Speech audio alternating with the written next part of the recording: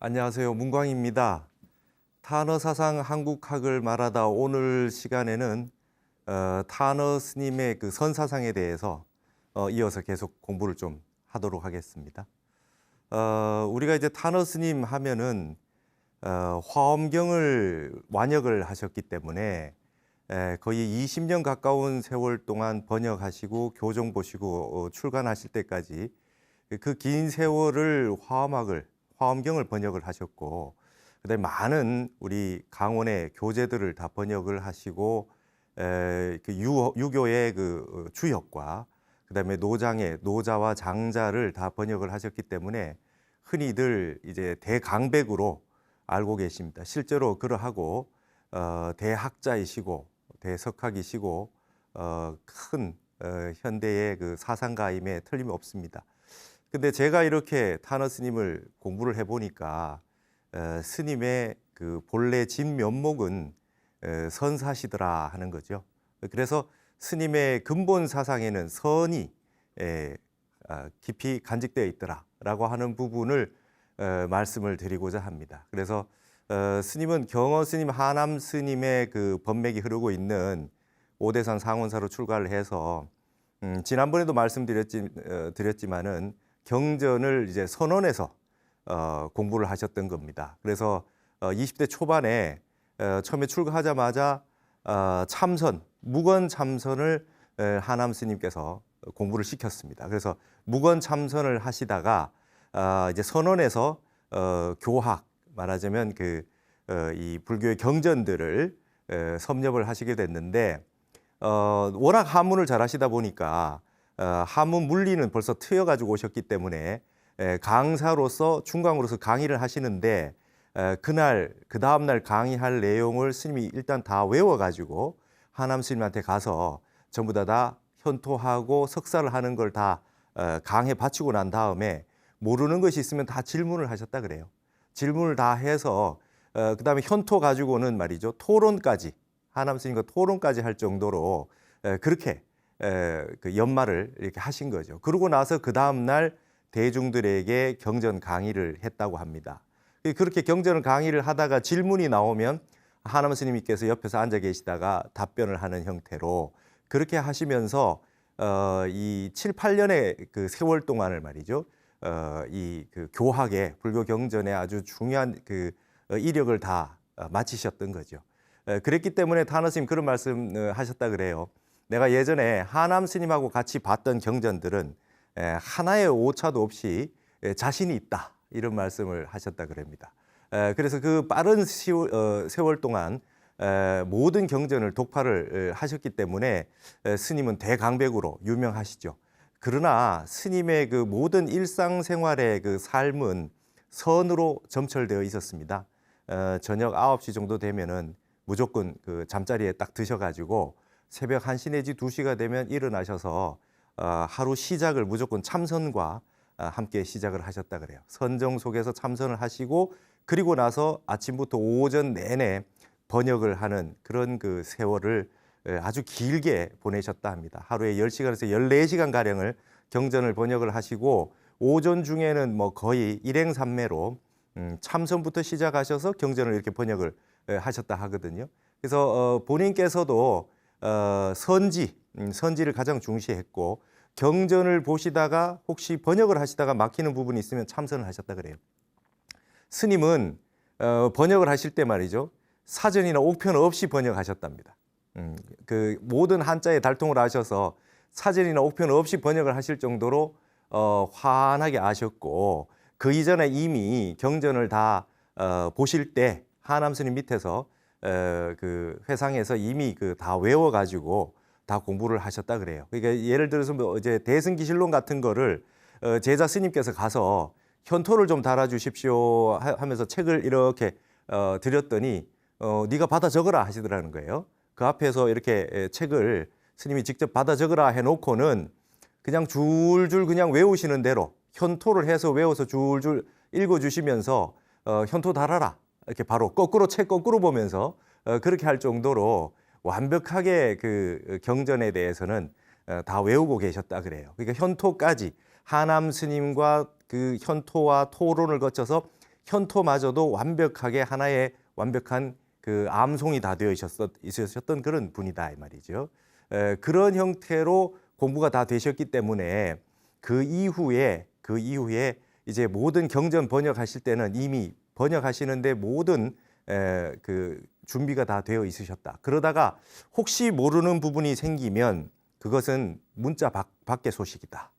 어느 문자가 끊어진 소식이고 그 물리로서 해결할 수 없는 그런 내용들이기 때문에 그런 것이 나오면 무조건 이제 참선을 하셨다 그럽니다. 그리고 평상시에 대중들과 이렇게 계실 때도 묻는 것이 없으면 그냥 설법을 안 하셨다 그래요.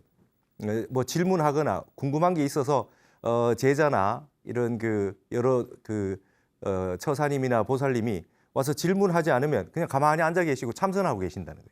질문을 하면 거기에 대해서 대답을 하시고 이런 식으로 하셨다. 그래서 항상 옆에서 모셨던 모든 분들이 스님의 가장 큰 특징은 선승이시더라라고 하는 그런 그 얘기를 다 들을 수 있었습니다. 그래서 오늘은 스님이 선을 어떻게 보고 있느냐, 선에 대한 그 선관이 어떠한가, 선 사상이 어떠한가를 한번 살펴보고자 합니다. 그래서 우리 책에 나오는 부분에로만 68쪽이 되겠고요. 요 내용을 제가 이 밑에 이렇게 한번 정리를 좀 해 보았습니다. 그래서 스님이 어떻게 선을 보았느냐, 선에 대해서 어떻게 정의를 내리고 어떻게 설명을 하셨느냐, 그리고 지금 스님은 간화선 전통에 우리 정통 그 법맥을 이으신 분이기 때문에 간화선을 중심으로 말씀을 하셨지만 현대에 우리가 지금 명상이라고 하는 부분이 전 세계적으로 대두가 되어 있지 않습니까? 타너 스님 당시에는 명상이라는 용어를 잘 쓰지 않았습니다. 그래서 선이라고 하는 걸로 다 통용이 됐는데 이제 현대에 와서 명상이라는 부분도 이제 대두가 됐기 때문에 그와 함께 더불어서 좀 설명을 해드리면 좋을 것 같습니다. 그래서 여기에 보시면 아시겠지만 이 선이라고 하는 이 단어는 말이죠. 인도에서 디아나라고 하는 이 말을 음차한 겁니다. 선나라고 말이죠.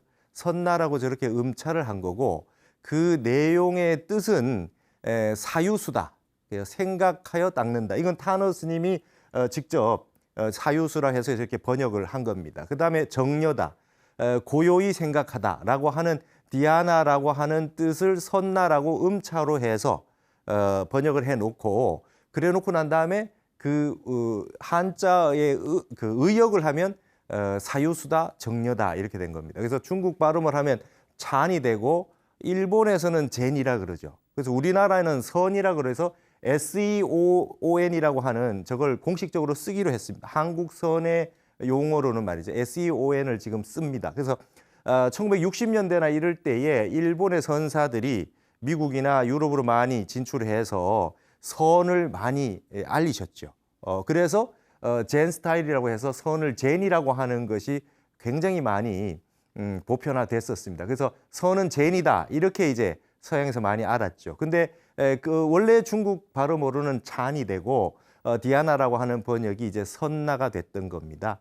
근데 여기에서 이제 그 좀 여러분들이 좀 의아하실 수가 있습니다. 선이라 그러면 우리는 선정이라든지 이게 삼매라든지 이런 걸 많이 떠올리실 텐데 사유한다, 생각한다 이런 부분이 조금 이해가 안 되실 수가 있을 수 있습니다. 여기서 대해서 타너 스님이 뭐라고 말씀하셨냐면 여기에서 말하는 사라든지 생각사라든지 말이죠. 사유라든지 정려했을 때 려, 생각하는 생각 려라든지 이런 거는 여기에서 생각하다는 것은 스님은 어떻게 해석하느냐. 오히려 생각이 끊어지는 것으로 정의할 수 있다. 이렇게 말씀하시는 거죠. 그러니까 과연 선사다운 그 해석입니다. 그래서 선은 불교의 핵심이자 만법의 근원이며 선의 목적은 근본 자성을 요달해서 마음의 생사인 망념을 끊어버리는 것이다 이랬습니다. 여러분 생사해탈이 이 몸땡이 나고 죽는 것이 아니라 생각의 상속, 마음이 일어났다 사라졌다 하는 생멸하는 것, 생각이 생멸하는 걸 끊어버리는 것이 바로 해탈이다 이 말이죠. 그래서 마음의 생사를 끊어버리는 것이 선의 목적이라는 거예요. 그래서 외형적인 생사의 해탈이 아니라 마음의 생멸을 없애는 것이다. 이렇게 얘기를 하시면서 여기서 말하는 사유라든지 이제 이 정려라든지 했을 때 이게 생각, 사유라고 하는 개념은 우리가 말하는 흔히 말하는 그냥 일반적인 생각이 아니라 생각이 아주 깊이 들어가서 생각이 끊어질 정도로 깊은 사유, 생각 이런 그 뉘앙스를 가지고 있다. 타너 스님은 그렇게 이제 해석을 하셨던 겁니다. 그래서 여기에 맨 밑에 보시면 말이죠. 석벽 행정선사가 말이죠. 선종 영가집의 주석에서 선이라고 하는 것은 정과 해의 통칭이다. 우리가 흔히 생각하면 정, 선정할 때 정자만 해당하는 것 같지만 정해의 통칭이다. 이렇게 지금 얘기를 하고 있는 거죠. 그래서 우리가 좀 이 부분에 대해서 타너 스님이 이 말씀하셨던 그 생각이 끊어진 거, 언어 문자가 끊어진 세계라고 하는 우리 선이라고 하는 중국에 와서 형성된 달마 이래로 형성된 그 선종이라고 하는 부분에 대해서 조금 생각을 해볼 필요가 있습니다. 그래서 이 디아나라고 하는 생각, 깊은 생각, 아주 깊이 있는 생각이라고 하는 게 이제 선나라고 하는 부분으로 이제 번역이 됐다는 거죠. 이렇게 선나라고 말이죠. 이런 부분에 대해서 이거는 이제 음차한 겁니다. 이게 안욕따라 삼약, 삼보리, 뭐 반야 이런 건 전부 다 음차로 번역을 한 거죠. 근데 이제 이런 부분에 대해서 우리가 조금 산스크리트로 된 것이 중국의 한자로 격이불교가 됐을 때 이런 과정을 우리가 조금 알 필요가 있다는 거죠. 예를 들면은 여러분 이게 우리가 부처불자 쓸 때 이 불타라고 처음에 번역을 했지 않습니까? 불타라고 번역했을 때 처음에는 붓다, 붓다라고 하는 것의 음차로서 이렇게 나온 겁니다. 발음상으로. 그래서 원래는 이 글자가 부처불자가 원래 없는 글자죠. 이게 여러분 아시다시피 이 불자가 아니불자하고 같은 불자로 쓰였던 불자가 있는 데에다가 사람이를 붙인 겁니다. 그 부처님이라고 하는 그 한 분을 표시하기 위해서 새롭게 글을 하나 만든 거죠.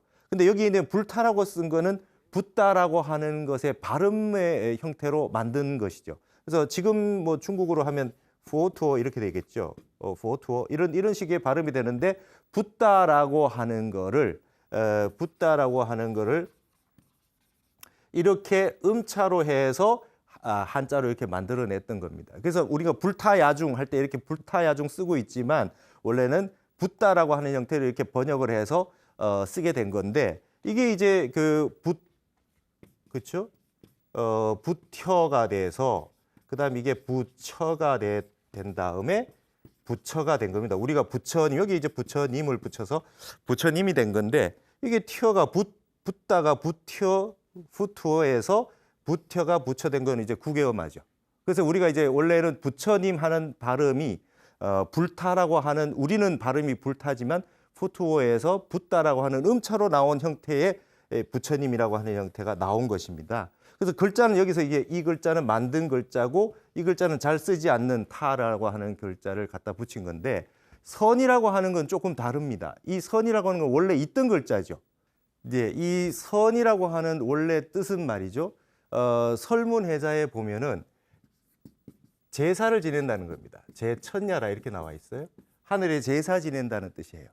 그래서 이 선이라고 하는 건 원래 봉선이라 그래가지고 하늘에 제사 지내는 제사를 얘기했던 겁니다. 선이라고 하는 게. 그래서 이런 글자를 우리가 이제 한 글자 한 글자씩 아는 데 있어가지고 중요한 거는 한자학이 좀 필요합니다. 한자학이 필요해서 지금 여기 이제 제천야라고 나온 건 이제 설문해자라고 하는 중국 한대의 자전입니다. 이게 문과 자라고 하는 걸 해설하는 거죠. 그래서 허신이라고 하는 분이 이걸 처음에 한자학으로 만들어낸 겁니다. 거기서 이게 이제 제천야라 이렇게 표현이 돼 있는 겁니다. 그럼 이 뜻이 뭐냐? 여기 이제 보일 시자가 이렇게 있잖아요. 보일 시자가 이렇게 있고 그 다음에 홀로 단자가 이렇게 돼 있는 겁니다. 선이라고 하는 원래 뜻이. 근데 여기에 지금 종, 뭐뭐를 따르고 단이라고 하는 건 소리다 이렇게 돼 있어요. 그럼 뭐냐면 뜻은 보일 시자를 가져오고 단이라고 하는 선이라고 하는 그 발음이 단에서 왔다는 겁니다. 이걸 형성자라 그럽니다. 형성자. 말하자면은 중국의 이 한자어라고 하는 게 우리는 글자가 있으면 전부 파자를 해서 해석을 해버리거든요. 홀로 있는 것을 보여서 드러낸다. 전부 이런 식으로 파자해서 한자학을 하는 경우가 많아요. 근데 이거는 회의자라 그럽니다. 이게 두 가지 뜻을 다 포함해가지고 설명하는 거는 회의자래요. 한자를 만들어지는 육서 가운데 회의자라 그래요. 근데 이런 식으로 다 해석할 수가 없습니다. 이거는 형성자라 그래요. 이거는 보일 시자라고 하는 건 전부 신과 관련된 겁니다. 제사와 관련된 거고요. 그래서 이 제단이 있는 형태거든요. 그래서 뭔가 보이지 않는 세계가 드러나는 거. 그래서 시중이다 했을 땐 대중에게 보여준다 그럴 때는 드러내 보인다는 뜻입니다. 그래서 전부 신적인 것과 관련된 것들이 많아요.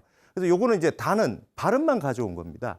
그래서 뭐냐면은 뭔가 제사 지내는 거와 관련된 글자입니다. 이것이. 그래서 이게 제천이라는 뜻이죠. 그럼 이건 뭐 어떤 제사냐? 중국에는 봉건 사회의 주나라 천자가 한가운데 이렇게 수도권에 살고 있고 나머지 주변에 전부 제후국이 있죠. 제후국이 있어가지고 봉건 사회에 지방자치로 통치를 하고 있는데 중앙에 천자가 있는 겁니다. 그러면 한 번씩 순수라고 해가지고 시차를 다닙니다. 이렇게 시차를 다니는데 그때 이제 순수라고 해서 같이 사냥을 다니듯이 요즘 말로 하면 이제 골프 치듯이 말이죠. 임금님이 내려와서 도지사 같은 분하고 이렇게 회동을 하는 겁니다. 그러면서 도정을 이렇게 듣는 거죠. 그러면서 시차를 다니면서 그런 그 순수라고 해서 사냥을 같이 했습니다. 그러고 난 다음에 예를 들면 중국의 동서남북이 쭉 있으면 중요한 산들, 동쪽에 같으면 태산이 있으면 태산에 가서 거기서 이제 제천을 행하게 되겠죠. 제사를 지내겠죠. 그러면 천자만 지낼 수 있는 제사. 이 도지사가 못 지낸 겁니다. 그래서 천자가 제사를 지내거나 이렇게 하는 그런 제사에 해당하는 게 이게 선이었던 거지. 근데 이 선이라고 하는 글자를 희한하게도 이 참선이라고 하는 디아나라고 하는 역어로 그대로 쓴 데는 뭔가 좀 이 뉘앙스가 있는 것 같아요. 인간 세계가 하늘 세계와 뭔가 이 관계를 맺는 어떤 현상, 보이지 않는 세계와 깊은 사유를 통해서 들어간다는 어떤 뉘앙스가 분명히 있거든요. 그걸 가지고 이 디아나라고 하는 거를 이 글자로 가져온 데는 모종의 표현하고 싶은 그런 뜻이 있었다고 보여집니다. 물론 하늘에 제사 지낸 거하고는 관계가 없지만 그런 뉘앙스를 가지고 있다. 그래서 선나라고 하는 것이 나중에 이제 선이라고 하는 글자로 한 글자로 됐지만 이게 제사라고 하는 뜻이 항상 있기 때문에 그래서 선정이라든지 이런 단어와 계속 붙어서 쓰게 된 겁니다. 이러한 형태의 이 선이라고 하는 것이 사유수다, 생각이다, 사유다, 그 다음에 정려다라고 하는 이 생각이라고 하는 단어, 사유라고 하는 사유라든지 이 생각하는 생각려라고 하든지 이런 단어들과 이제 맞물려지면서 이것에 대한 표현이 조금씩 이제 선종에 오면은 생각이지만 생각이 끊어진 생각, 생각이 깊어진 생각 이런 것들로 이제 표현이 되기 시작한 겁니다. 그래서 타너 스님은 저건 생각은 단순한 생각이 아니다. 생각이 깊어져서 생각이 끊어진 생각이다. 그렇게 얘기를 한 겁니다. 그래서 제가 저기에서 금동미륵보살 방가사유상 얘기를 한 겁니다. 우리가 그 국립중앙박물관에 용산에 가면 국보 78호, 83호 이렇게 보면 금동미륵보살 방가상이 이렇게 손을 이렇게 한 미륵보살상이 있어요. 근데 한간에서는 어떤 학자분들은 금동미륵보살 방가자상이라고 해야 된다. 이렇게 손을 이렇게 하고 있다 그래서 사유상이라고 이름하는 것은 맞지 않다. 부처님 불상이 생각을 하고 있는 것은 아니다. 로댕에 생각하는 사람처럼 그렇게 생각해서는 안 된다.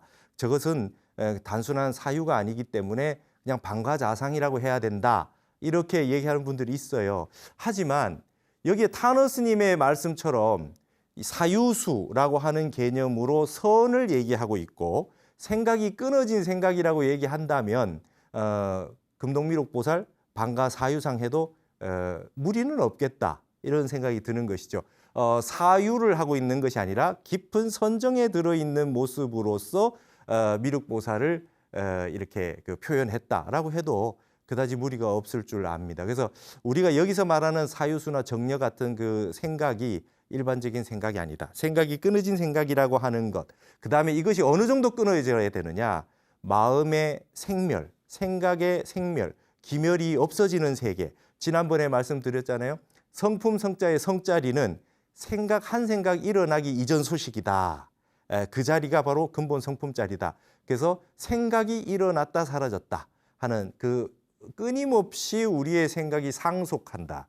여러분 유산을 상속한다, 재산을 상속한다는 말이 원래는 그 상속하다는 불교 용어가 뭐냐면 생각이 끊임없이 이어지는 것이 상속입니다. 한 번도 생각이 멈추지 않는 거. 그것이 끊어져서 완전히 없어지는 거. 그것이 바로 말이죠. 우리가 그 선정 상태요. 그것이 깊어지면 이제 해탈이 되는 것이다. 이렇게 되는 겁니다. 그러면 이제 이거를 타너 스님이 말씀하신 거에서 정의를 내리면서 항상 언어 문자가 도달하지 못하는 생각 끊어진 자리, 이것이 선이다 이렇게 얘기를 했는데, 여기에서 보시면 이제 이 명상이라는 단어를 요즘 많이 쓰는데, 명상은 뭐냐? 명상이라고 하는 것은 팔만대장경에는 나오지 않는 용어입니다. 시베타 찾아봐도 명상이라는 용어는 없어요. 그럼 이게 어디서 나왔느냐? 우리가 흔히 말해서 선이, 그렇죠? 선이 이제 서구 유럽에 넘어갔습니다. 넘어갔는데 이 메디테이션이라고 하는 단어, 이 메디테이션이라고 하는 것이 아주 깊이 있는 사유, 그다음에 그 내관, 이렇게 그 철저하게 관한다. 그다음에 이제 기독교적인 라틴어에서 나온 어떤 개념들이 있거든요. 그래서 서구 기독교에서 말하자면 뭐 성모 마리아라든지 이런 분 하나님이라는 깊이 사유하고 관하는 어떤 그런 형태와 내밀하게 인연을 맺고 있는 단어입니다. 그래서 이것이 뜻으로 보면 아주 깊이 있는 생각, deeply thinking이라고 하는 그 개념을 가지고 일본에서 다시금 한자로 만들어서 명상이 된 겁니다. 깊이 있는 사유, 생각. 그래서 명상이란 단어를 새롭게 일본에서 다시 만들어 들어온 겁니다. 그렇기 때문에 그 팔만대장경이 없죠. 그래서 지금 전 세계적으로 선이라고 하면은 이제 불교적인 색채가 굉장히 강하지만 명상이라는 용어는 종교와 상관없이 전 세계적으로 이제 펼쳐진 용어다. 메디테이션이. 그래서 이 용어를 보편적으로 많이 지금 쓰고 있거든요. 근데 이 메디테이션이라고 하는 명상이라는 용어가 보편화되어 있지만 아까도 앞에서 보셨지만은 선이라고 하는 그 정의에서 정과 해를 통칭해서 부르는 말이다라고 하는 말이 있듯이 여기에서도 명상은 말이죠. 집중 명상, 사마타와 분석 명상, 윗바사나를 통합해서 하는 통합 명상이다. 이렇게 보고 있는 겁니다. 명상에는 두 종류가 있다. 하나는 사마타와 윗바사나. 그래서 집중 명상과 분석 명상 혹은 통찰 명상 이렇게 얘기하는 이 두 가지를 통합해서 얘기한다. 그러면 선도 그렇고 명상도 그렇고 결국은 정과 해, 사마타와 윗바사나를 통칭하는 말이다. 우리 이렇게 볼 수가 있을 것 같습니다. 그래서 제가 아마 두 번째 시간에 유교의 중과화, 마음이 희로애락의 마음이 일어나지 않은 걸 중이라고 하고 그 일어나는 마음을 일어났을 때 그것이 절도에 똑 들어맞게 하는 것이 조화로울 화자다. 이것이 우리 불교에서 말하는 대승기실론의 저기서 봤었던 진여문과 생멸문이라고 하는 이 두 가지와 중과 화라고 하는 것이 이게 이제 서로 거의 유비할 수 있겠다 이런 말씀을 드린 적이 있는데요. 이걸 가지고 지금 선이라고 하는 정의를 가지고 제가 이렇게 도표를 만들어 본 겁니다.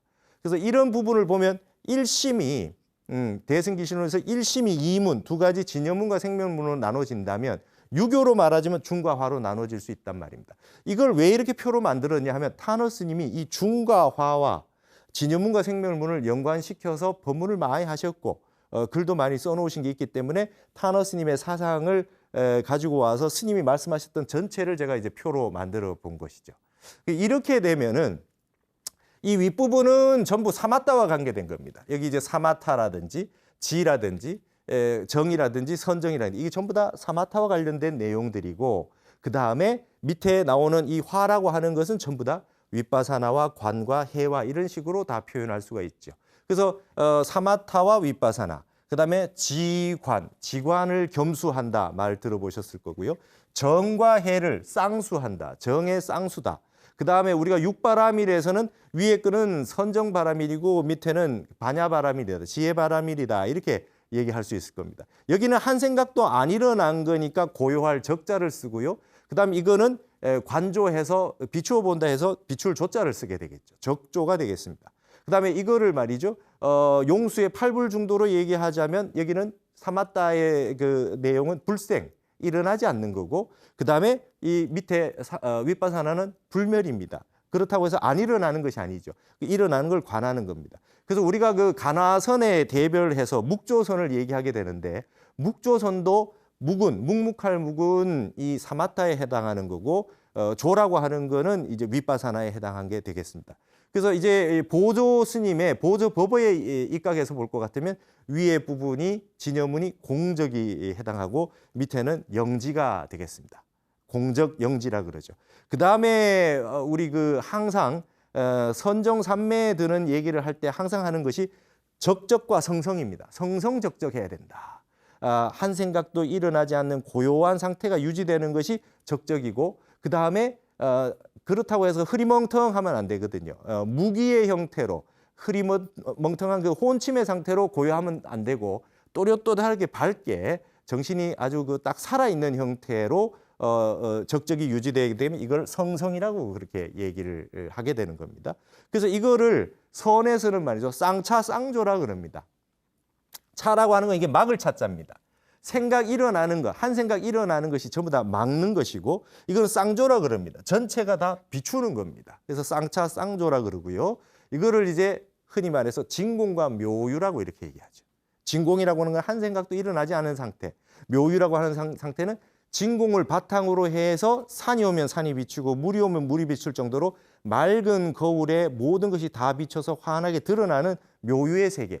그게 이제 진공과 묘유의 세계가 되겠습니다. 그래서 위에는 제법이 공상이고 밑에는 제법이 실상이다 이렇게 얘기가 되겠고, 그다음에 이제 선에서 보면 말이죠, 이것이 대기라고 그러고 이게 대용이라 그럽니다. 이걸 다른 말로 저기서 말했듯이 체와 용이다 이렇게 얘기할 수 있겠죠. 우리 마음의 본체는 한 생각도 안 일어난 거고, 용이라고 하는 건 그 한 생각도 안 일어난 상태에서 마음을 비추어서 보는 것이니까 체와 용이 되겠습니다. 그래서 위에 거는 향상구가 되고 밑에는 향악구가 되고, 그다음에 위에 사마타는 본각입니다. 본래 깨달아져 있는 우리 기신론에서 말한 본각 자리, 한 생각도 안 일어나는 자리고, 그다음에 한 생각이 일어났을 때 다시 본각 자리로 돌이키는 이 시각 이 형태가 이렇게 된단 말이죠. 그래서 이 유교론 지난번에 했던 뭐 미발지중, 대본, 체, 고요할 정자, 하악상달할 때 상달, 그다음에 이 주역으로 말하면 적연부동이라 그래요. 한 생각도 안 일어난 상태가 적연부동이다. 주역 개사절에서 아주 가장 중요한 말 중에 하나가 적연부동이다라고 하는 것이고, 중은 진여문은 말이죠. 그다음에 여기 감이수통이라 그래요. 그게 감에서 어떤 감정이나 생각이 일어나서 말이죠, 전체가 통하게 된다. 그래서 적연부동과 감이수통이 사마따와 윗바사나의 유교적, 주역적 형태가 되겠다. 그다음에 이제 대학이라고 하는 유교 사서에 대학이라고 하는 책에 보면 대학지도는 제 명명덕이요, 밝아 있는 본래의 덕, 이것이 명덕입니다. 본래 밝아져 있는 덕이죠. 이건 본각자리고 이게 우리가 근본적인 우리의 한 생각 일어나지 않은 자리죠. 근데 그걸 제 명명덕이다, 밝아져 있는 덕을 다시금 밝히는 것이다. 여기 나오는 이제 이 명이죠. 그래서 명명덕이라고 했을 때 원래 명덕은 본각이고 다시 밝힌다라고 하는 건 시각이 되겠습니다. 그래서 결국 정과 해가 되겠죠. 그다음에 이제 이 존양과 성찰이라고 하는 거, 근본으로 한 생각도 일어나지 않은 걸 존양, 간직하고 있는 거고, 한 생각 일어났을 때는 이제 성찰하는 겁니다. 이 성찰이라는 용어가 유교적 용어지만은 우리 불교적으로 볼 때는 사띠라고 하는 거죠. 알아차림, 마음 챙김 이렇게 번역되는 한 생각 일어났을 때 그 알아차리는 그것이 이제 유교로 말하면 성찰이 되겠죠. 그래서 지난번에 말씀드렸듯이 중은 불성의 다른 이름이고, 화라고 하는 건 육바라밀가, 육도 만행, 보살행의 총칭이 되겠다. 이런 형태로 전체가 구현이 될 수 있겠더라는 말이죠. 그래서 이것이 말이죠, 중과 화, 진여문과 생멸문, 사마타와 윗바사나, 정과 해, 지관 이 양태가 똑 떨어져서 나뉘어져 가지고 화합하지 못하면 안 된다는 그게 이제 일심으로서 이것이 하나로 이루어질 수 있다는 겁니다. 그래서 이게 이제 서양 철학하고 좀 비교를 해본다면요, 서양의 말이죠, 화이트헤드라고 하는 그 사상가가 있습니다. 근데 화이트헤드라는 분이 있는데 이분이 이 책이 말이죠, Process and Reality라는 책이 있어요. 예. 과정과 실제라는 책이 있는데 이 책에서 무슨 얘기를 하냐 하면은 서양의 사상사 전체의 역사는 플라톤의 각주에 불과하다. 플라톤에 대한 주석에 불과하다는 말을 했어요. 그것은 무슨 뜻이냐 하면 플라톤은 저렇게 된 이분법의 세계, 이데아가 있고 그림자가 있고 현상계가 있고 본체가 있고 그다음에 현상이 있거든요. 노미나 피나미나 이렇게 항상 나눠져 있습니다. 근본의 형상이라고 하는 이데아가 있고 거기에 대한 그림자로서의 세계, 이런 얘기를 이분법적인 형태를 플라톤이 많이 해놨습니다. 그러니까 서양이라고 하는 사상의 그 사상사 전체는 어쩌면 이 플라톤의 이분법에서 조금 더 벗어나지 못한 주석을 계속 달고 있었다. 그러면서 이 화이트헤드라는 분이 이 과정과 실제라고 하는 이 책에서 말이죠, 어떤 그 노력을 하느냐, 이 이분화된 양변의 세계를 어떻게 하나로 만들 수 있느냐를 관심을 가졌던 그런 그 사상가입니다. 그래서 이분이 말이죠, 얘기했던 이 부분들이 이미 우리 불교, 그다음에 유교에도 마찬가지고요. 동양 사상에는 일심이라고 하는 형태고 이문이 이미 일심 이문의 형태로 하나로 관통되어 있다는 것이죠. 근데 이게 서양에는 왜 안 되느냐? 기독교는 예를 들면 하나님이 있고 그다음에 그 조물주, 이 창조주가 있고 그다음에 이제 피조물로서의 인간이 있다고 했을 때 하나님과 인간이 하나로 깨어지는 일심으로 깨어지는 형태가 나오지 않는 형태가 이제 서양의 중세 신학부터 나오는 형상이 되겠죠. 그래서 이런 부분에 대한 문제의식이 서양인들에게는 끊임없이 있어 왔던 것입니다. 그러나 이것은 우리 동양에서 동양학이나 우리 불교에서는 말이죠, 이미 일심이라고 하는 형태로 기신론적 형태로 회통이 되어 있다. 그래서 이 부분 일심이 이문으로 회통되어 있는 부분의 최고의 대가가 누구냐? 우리나라의 원효 대사가 계셨던 거죠. 원효의 이 화쟁 회통이라고 하는 모든 것이 두 가지로 나누어져 있는 것이 말이죠, 이것을 하나로 회통하는, 그래서 화회라고도 얘기합니다. 이게 이 모든 양변에 있는 대대 구조에 있는 반대되는 그 이분법의 자리에 있을 수 있는 그 두 가지를 하나로 회통하는 것의 최고의 대가가 원효대사였다는 것이죠. 그러니까 이미 우리는 1400년 전에 한국 사상 속에서도 불교의 기신론을 기반으로 해가지고 모든 사상을 이 두 가지를 하나로 회통하는 데 대가였던 원효의 일심사상이 있다. 일심사상이 있다. 그다음에 화쟁사상이 있다. 이런 부분이 이제 우리 현대까지 내려오는 모든 이분법을 하나로 회통할 수 있는 근거가 우리 사상사 속에 있다는 것이고, 이것을 발전시킨 분이 현대의 타너 스님이죠. 그래서 모든 사상사 부분에 반대되는 양변이 존재할 수 있지 않습니까? 선이 있고 교가 있어요. 그렇죠?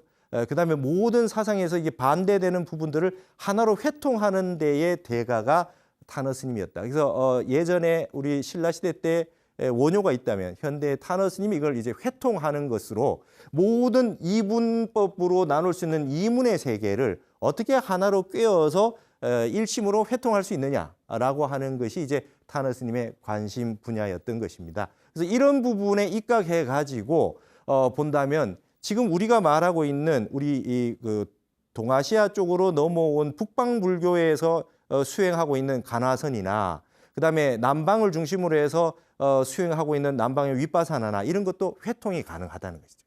그것을 어떻게 회통하느냐? 핵심은 결국은 정과 해다, 사마타와 윗바사나를 함께 수행하는 것으로 볼 수 있다 이렇게 보는 것이죠. 그래서 타너 스님 같은 경우에는 가나선 지상주의자가 아니었습니다. 타너 스님의 선사상은 가나선만 오로지 해야 된다라고 하지 않고요.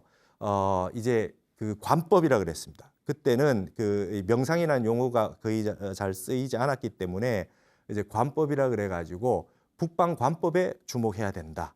그러면서 타너 스님이 어떻게 말씀하셨냐면 일단 최상근기의 사람은 화두 들고 참선하는 가나선을 한다. 그다음에 그다음 중근기에 해당하는 분은 이제 관법을 한다. 그다음에 최하근기는 연부를 한다. 그러나 이 세 가지의 관문을 통과해서 공부를 하지만 결국에는 도달하는 위치는 같다는 겁니다. 뭐 근기에 따라서 수행하는 것을 무엇을 선택을 하더라도 자기에게 맞는 수행법을 선택을 해가지고 수행을 하시면 된다는 거죠. 무슨 말이냐 하면 어떤 수행을 해야 됩니까? 스님은 어떤 수행을 해야 됩니까? 하면 본인에게 맞는 것을 해야 되고 얼마나 열심히 해서 선정산매에 들 수 있느냐, 깊이 있는 공부를 할 수 있느냐, 자기의 기질과 성품과 그다음에 근기에 맞는 수행을 찾아서 하면 된다. 그러면서 하시는 말씀이 우리 부처님 법은 일체 중생을 다 건지는 그러한 이 공부법이다. 그래서 아주 상근기에게는 아주 그물코가 넓은 걸로 해서 고래를 잡는다. 그다음에 중근기는 중근기 그물코를 가지고 중근기를 잡고 마지막 한 명의 이 중생도 제도하는 것을 놓칠 수 없기 때문에 촘촘한 금을 가지고 아주 작은 한 명의 대중도 놓치지 않고 다 제도하기 위해서 연불선까지 있는 그런 것까지 다 베풀어져 있다. 그래서 들어가는 문은 다 달라도 도달하는 곳에는 똑같다. 사마타와 윗바사나다. 정과 해다. 이렇게 얘기한 겁니다. 그래서 이 공부가 결국은 말이죠. 정해 쌍수다. 정과 해를 닦는 것이다. 그다음에 이것이 말이죠. 지와 관이다 이 말이죠. 지와 관이다. 그다음에 이것이 말이죠. 고요하는 거는 이제 적이죠. 적적이라고 하는 형태가 되고 이거는 성성이라고 하는 형태가 되는 겁니다. 그래서 이거를 제가 요즘 이제 조선 시대 때에 우리 언해본을 보니까 번역을 어떻게 했느냐. 적과 성이라고 하는 번역을 성성적적이라고 하는 걸 어떻게 번역했느냐. 신미대사가 최초로 우리 훈민정음 가지고 번역을 하셨잖아요. 그래서 번역본을 찾아보면 이게 삽삽하다 그랬죠. 삽삽하다라고 하는 용어로 번역해. 이게 또렷하다는 뜻입니다. 우리말로 15세기 우리 한국어로 또렷하다는 거고 이게 이제 괴하다 그래요. 괴하다. 요거는 고요하다는 뜻이죠. 이렇게 삽삽하고 괴하다 이렇게 이제 번역을 다 해놨습니다. 그래서 이거는 성성이라고 하는 것은 말이죠. 무엇을 다스리는 거냐? 인간의 모든 한계의 상황은 수행할 때 가장 큰 장애는 딱 두 가지입니다. 혼침과 도고입니다. 혼침과 도고. 혼침과 도고라고 하는데 이거는 이제 망상 피는 거죠. 이 두 가지가 이제 공부하는 데 가장 큰 장애가 되는 겁니다. 여러분 이제 참선을 하시거나 어떤 이 명상을 하시거나 쭉 있다 보면은 뇌파가 고요해지잖아요. 고요해지면 갑자기 잠으로 떨어지는 뇌파로 떨어집니다. 그게 혼침이고요. 그다음에 정신이 바짝 들어가지고 맑아지면은 이제 어떤 장애가 있냐면 망상이 딴 생각이 자꾸 일어나잖아요. 이 혼침과 도고라고 하는 것이 영원한 인간의 이 과제 상황입니다. 참선을 하실 때 선정이나 이 정과 해를 닦는 데 가장 어려운 부분이 되는데 혼침이 온다. 흐릿하게 자꾸 잠이 오려고 한다 했을 때 반드시 필요한 게 성성이죠. 그죠? 이게 지금 해입니다. 그다음에 망상이 생긴다. 자꾸 망상이 생긴다고 했을 때 나타나는 게 뭡니까? 고요하게 가야 되겠죠. 이 정이 필요합니다. 고요할 적자가 필요한 거죠. 이렇게 필요한 이 두 가지가 혼침과 도고에 대한 모든 우리 근본의 수행은 이 두 가지입니다. 정과 해, 지화관, 사마타와 윗바사나 이거 두 가지입니다. 그래서 인간의 모든 과제 상황은 졸립거나 딴 생각 나거나 이 두 가지로 대별될 수 있는 겁니다. 이걸 모두 다스리는 것이 이 정해든 지관이든 성성적적이든 전부 다 여기에 해당하는 내용이 되겠다 이 말이죠. 그래서 이러한 형태의 인간의 모든 마음의 문제를 해결하는 방식에 있어서 가나선이나 윗바사나나 방식은 패턴은 거의 똑같은 것이다. 그래서 가나선이라고 하는 것은 흔히들 이렇게 얘기를 하죠. 부처님 당시에는 가나선이라고 하는 걸 수행을 안 했는데 호흡이라든지 그 관법이라든지 이런 걸 많이 사념처 수행법 이런 거 이제 우리 초기 불교에 근본 불교에 많이 있는데 가나선이라는 걸 하지 않았지 않습니까? 수행하지 않았지 않습니까? 그렇게 얘기를 하는데 이게 대해서 이제 타너 스님이 명백하게 해놓으신 말씀이 있습니다. 성인과의 거리가 멀어져서 예전에는 말이죠 근기가 수승해가지고 부처님만 해도 뭐 호흡법만 가지고도 말이죠 무색계 사선정에 막 들고 이렇게 하실 수 있는 그런 형태가 됐고 그 다음에 어떤 형태가 있느냐 관법도 하시고 그 다음에는 이제 제자의 근기에 따라서 스승이 보셔가지고 이제 줄탁동시가 가능했다 그래요. 이제 안에서 병아리가 이제 알을 깨고 나오려고 밑에서 막 쪼고 있잖아요. 그럼 위에서 스승이 봐서 지금 어느 정도 공부가 되고 있으니까 여기를 한번 두들겨 줘야 되겠다. 그래서 위에서 이 알을 말이죠. 위에서 그 병아리가 때리고 있는 데를 정확하게 같이 때려주는 거죠. 그래서 알을 깨고 나오는 겁니다. 그래서 예전에는 언하에 대오했다. 한 말 끝에 깨치는 겁니다. 지금 어느 경지에 돼 있고 공부가 어느 정도 돼 있는데 지금 상태에서는 이렇게 한마디 해주면 깨칠 수가 있겠다. 그래서 예전에 우리 조사 오록에 보면 공부하고 있던 제자에게 한 말을 던져서 그 말 끝에 깨치는 형태가 나왔죠. 그걸 조사선이라 그럽니다. 조사 스님이 선지식이 제자들에게 아주 딱 해당하는 적당한 말을 던져서 이제 깨닫게 해준 거죠. 근데 근기가 세월이 흘러감에 따라서 그 말을 해줘도 못 알아듣는 수준이 이제 오는 겁니다. 그 말을 왜 했는지 모르는 거죠. 그렇게 됨에 따라서 이제 의심이 생기고 화두라고 하는 방법이 생긴 겁니다. 스님이 왜 나한테 저 말을 왜 했을까? 우리 임재선사만 해도 황벽 스님한테 20방맹이식 3일을 맞고 왜 맞았는지 처음에 몰랐습니다. 그리고 대우 스님한테 가서 먼 길을 갈 동안 왜 나를 진리를 물어봤는데 왜 나를 그 60방맹이나 때렸을까?